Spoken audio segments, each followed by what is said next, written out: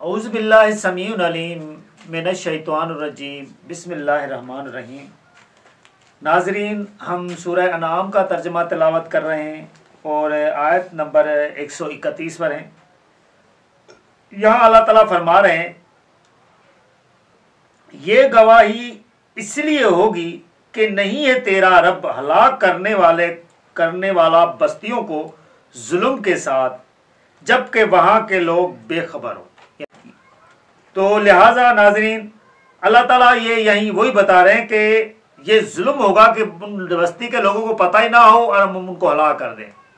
تو لہٰذا ہم پہلے رسولوں کو بھیجتے ہیں، ان کو سمجھاتے ہیں، پھر سمجھانے کے باوجود اگر نہیں سمجھ رہے ہوتے ہیں پھر ان کو ہلاک کر دیتے ہیں۔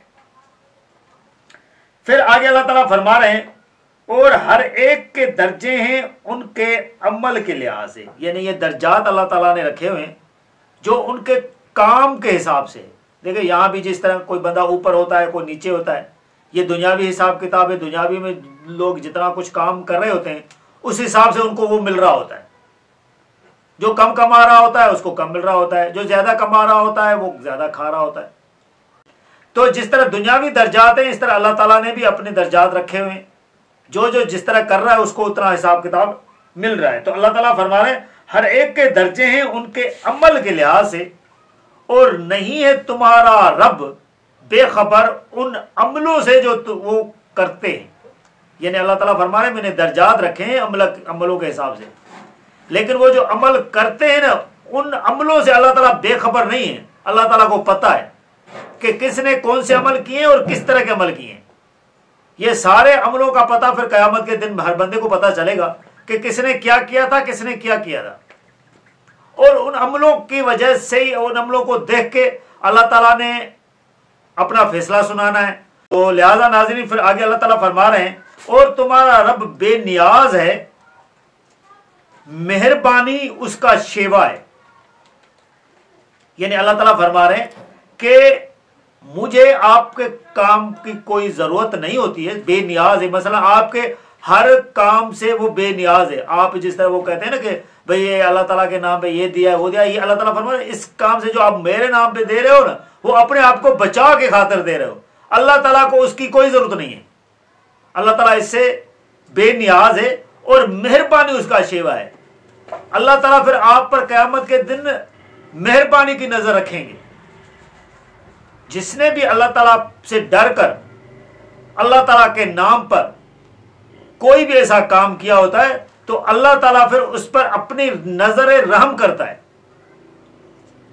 پھر آگے اللہ تعالیٰ فرما رہے ہیں، اگر وہ چاہے تو لے جائے تم کو اور لے آئے تمہارے جگہ تمہارے بعد جس کو چاہے، جیسا کہ پیدا کیا اس نے تم کو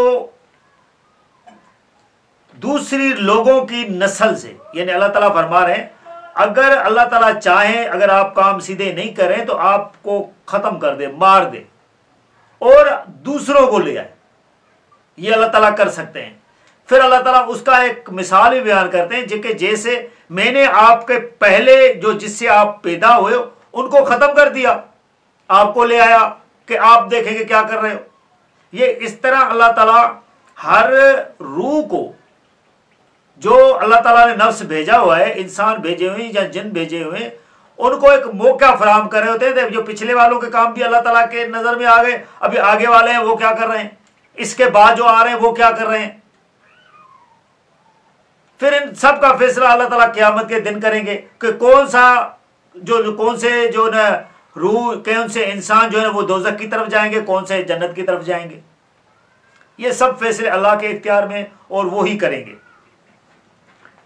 پھر آگے اللہ تعالیٰ فرما رہے ہیں، یقیناً جس چیز کا وعدہ کیا جا رہا ہے تم سے وہ ضرور آنے والی ہے، اور نہیں ہو تم اللہ کو کسی طرح عاجز کرنے والے۔ یعنی اللہ تعالیٰ پھر فرما رہے ہیں کہ لوگوں، جس کا وعدہ ہم نے کیا ہے نا، یعنی قیامت کا، وہ ضرور آئے گی۔ اس شک میں نہیں رہنا کہ وہ نہیں آئے گی، ہم مر گئے تو بات ختم ہو گئی، نہیں۔ اللہ تعالیٰ نے فرمایا کہ میں نے ان جو بھی مرے ہوئے ہیں سب کو پھر اٹھانا ہے، وہ اٹھیں گے۔ ابھی وہ جب بھی اٹھیں، حضرت آدم سے لے کر جو اب تک دنیا چل رہی ہے، یہ چل رہی ہے، لیکن جب اللہ چاہیں گے یہ دنیا کو بالکل ختم کر دیں گے، اور پھر جب اللہ تعالیٰ نئی دنیا کو وجود میں دیں گے تو سب کو پھر اٹھا کھڑا کریں گے، یہ سب زندہ ہوں گے اسی طرح جس طرح آج ہم زندہ ہیں، اس طرح زندہ ہو گئے۔ پھر اللہ تعالیٰ فرما رہے ہیں کہ یہ ضرور آنے والی ہے، یہ آئے گی، یہ مت سمجھے کہ وہ نہیں آئے گی۔ اللہ تعالیٰ کو آپ کسی طرح بھی عاجز نہیں کر سکتے، مجبور نہیں کر سکتے۔ کہہ دو اے لوگوں عمل کرتے رہو تم اپنی جگہ، یعنی انسانوں کے لیے جو لوگ ہیں جن کو اللہ حضور صلی اللہ علیہ وسلم سمجھا رہے تھے، تبلیغ کر رہے تھے، ان کو اللہ تعالیٰ نے یہ آیت اتار کر بتایا کہ اے نبی ان کو کہہ دو کہ تم لوگ اپنی جگہ پر کام کرتے رہو، جو بھی آپ اچھا برا سمجھ رہے وہ کرتے رہو، میں اپنی جگہ پر عمل کر رہا ہوں۔ یعنی ان کو بتاؤ کہ جو میں کام کر رہا ہوں وہ میں اپنی جگہ کر رہا ہوں، آپ اپنی جگہ پہ لگے رہو، جس طرح کر رہے ہو میں اپنی جگہ پہ کر رہا ہوں۔ ان قریب جان لوگے تم کون ہے جس کے لیے ہے آخرت کا گھر، یعنی جب قیامت آئے گی ان قریب، اللہ تعالیٰ کی نظر میں وہ ان قریب ہے، جب آپ اٹھو گے تو آپ کو پتہ چل جائے گا کہ آخرت کا گھر ہے کس کے لیے، ایمان والوں کے لیے یا کافر اور مشرک لوگوں کے لیے، جنہوں نے کسی پر بھاڑا ہوا ہے، آسرے پہ لگے ہوئے ہیں، ان کے لیے، یا جنہوں نے اللہ پر توکل رکھی ہوئی ہے، جنہوں نے اللہ کو سب کچھ مانا ہوا ہے ان کے لیے، کیونکہ حضور صلی اللہ علیہ وسلم نے بھی اللہ پر سب کچھ رکھا ہوا تھا۔ یہ جو سفارشی لوگ جس طرح آج کل کے مسلمان کہلوا کر لوگوں نے بنائے ہوئے نا، اس طرح حضور صلی اللہ علیہ وسلم نے نہیں کیا تھا۔ حضور صلی اللہ علیہ وسلم کے جو پیری والے ہیں نا، وہ تو سیدھا اللہ کو مانتے ہیں کہ اللہ ہی کرے گا جو سب کچھ کرے گا، کسی نبی پر، کسی ولی پر، کسی علی پر، کسی پر اس نے کوئی نہیں باندھا۔ تو لہذا یہ جو نام سارے رکھے ہوئے نا، یہ آپ لوگوں نے رکھے ہوئے ہیں، یہ بڑھاوے دیے ہوئے ہیں۔ تو حضور صلی اللہ علیہ وسلم کو کہا جا رہا ہے کہ آپ ان کو بتاؤ کہ یہ آخرت کا گھر کن کے لیے آپ ان قریب جان لو گے۔ پھر آگے اللہ تعالیٰ فرما رہے ہیں اسی آیت کے اندر، بلا شبہ یعنی بے شک نہیں فلاح پائیں گے ظالم لوگ، یعنی کامیاب جو ہے نا وہ ظالم لوگ نہیں ہو گئے، یہ ظلم کر رہے ہیں، شرک کر رہے ہیں، کفر۔ پھر آگے اللہ تعالیٰ فرما رہے ہیں آیت نمبر 136 کے اندر، اور مقرر کرتے ہیں اللہ کے لیے اسی کی پیدا کردہ کھیتی سے اور مویشیوں میں سے ایک حصہ، پھر کہتے ہیں یہ اللہ کے لیے ہے ان کے اپنے خیال میں، اور یہ ہمارے ٹھہرائے ہوئے شریکوں کے لیے، یعنی پھر ان میں سے دو حصے مقرر کرتے ہیں۔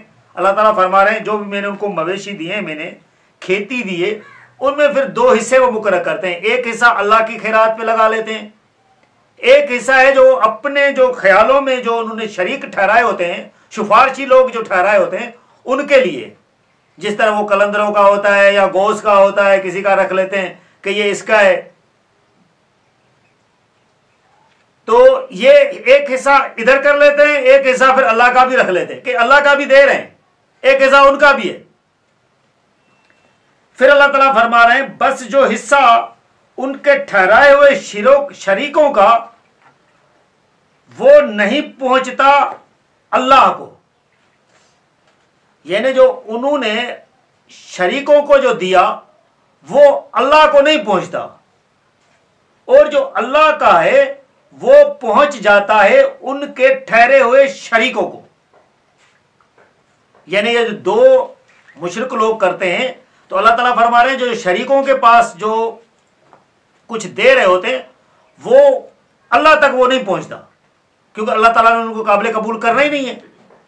پھر اس میں سے پھر اللہ کا بھی یہ رکھتے ہیں، تو اللہ تعالیٰ فرما رہے ہیں وہ بھی مجھے نہیں چاہیے، وہ ان کے شریکوں تک پہنچ جاتا ہے۔ یعنی اللہ تعالیٰ نے نہ یہ قبول کرنا ہے ان کا، نہ وہ اللہ تعالیٰ تک پہنچ سکتا ہے۔ یہ اسی طرح مشرک لوگوں کا آخرت میں ٹھینگا ہوگا،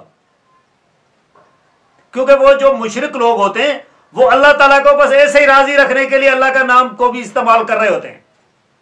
اللہ تعالیٰ کو خالص لوگ چاہیے، خلوص والے، جو بالکل اللہ کی طرف ہو، جس نے مشرکانہ کام نہ کیا ہو، شرک نہ کرے، کیونکہ وہ جو لوگ ہوتے ہیں سفارشی وہ نڈر ہوتے ہیں، وہ اللہ تعالیٰ کے احکاموں کو کچھ سمجھ نہیں رہے ہوتے ہیں، اللہ تعالیٰ کی بات کو سن نہیں رہے ہوتے ہیں، انہوں نے سب کچھ ان پیروں فقیروں اور علی ولی اور ان پر بھاڑا ہوتا ہے۔ تو اللہ تعالیٰ فرما رہے ہیں کہ ایسے کا اللہ تعالیٰ کے پاس جو شریکوں کو دے رہے ہوتے وہ اللہ تک نہیں پہنچتا، اور جو اللہ والا ہے جو دے رہے ہوتے وہ بھی ان کے شریکوں تک پہنچتا ہے، اللہ تعالیٰ نہیں لیتا ان کا۔ اور پھر آگے اللہ تعالیٰ فرما رہے ہیں بہت برا ہے جو یہ فیصلہ کرتے ہیں، یہ جو فیصلہ کر کے کچھ حصہ اللہ کا رکھ لیتے ہیں، کچھ شریکوں کا رکھ لیتے ہیں۔ اللہ تعالیٰ فرما رہے ہیں یہ جو فیصلہ کرتے ہیں نا، یہ بہت برا فیصلہ کرتے ہیں۔ تو لہذا ناظرین، ہم یہ ویڈیو آیت نمبر 131 پر کنکلوڈ کر رہے ہیں، اور ہم آپ کو آگے اگلی ویڈیو میں بتائیں گے کہ اللہ تعالیٰ آیت نمبر 137 میں کیا فرما رہے ہیں۔ جزاک اللہ۔